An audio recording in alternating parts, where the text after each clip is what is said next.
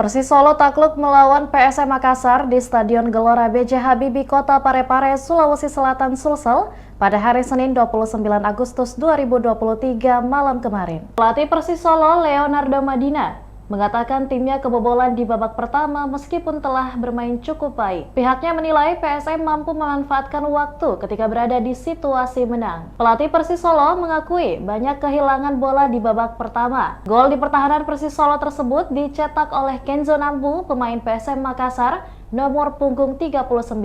Kenzo Nambu berhasil membobol pertahanan Persis Solo melalui tendangan bebas Yuran Fernandes yang tidak mampu ditangkap penjaga gawang Persis Solo. Sehingga akibatnya bola terpental dari penjaga gawang Persis dan langsung disambar oleh Kenzo Nambu yang membuat skor 1-0 untuk keunggulan PSM Makassar. PSM Makassar taklukkan 1-0 Persis Solo di Stadion Gelora B.J. Habibie, Kota Parepare pada hari Senin 28 Agustus 2023 kemarin. Dan dengan kemenangan ini, PSM Makassar naik ke peringkat 10 dengan 14 poin klasmen sementara Liga 1 Indonesia.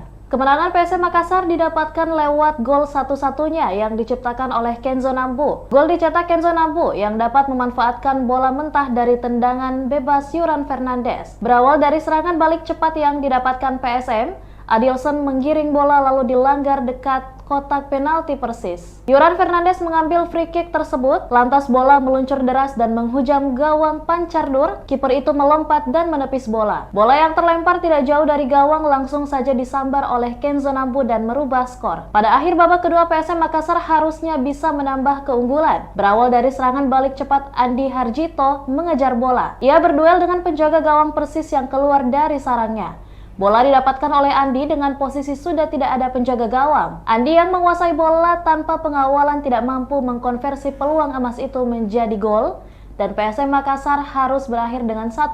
Persis Solo bertahan sampai peluit panjang dibunyikan.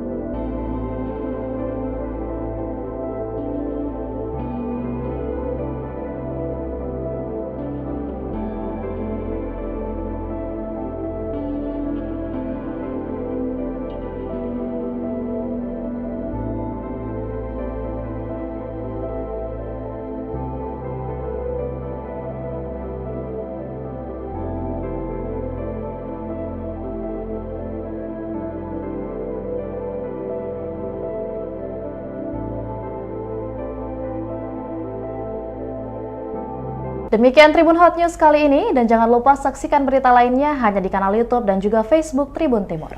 Terima kasih sudah nonton, jangan lupa like, subscribe, dan share ya!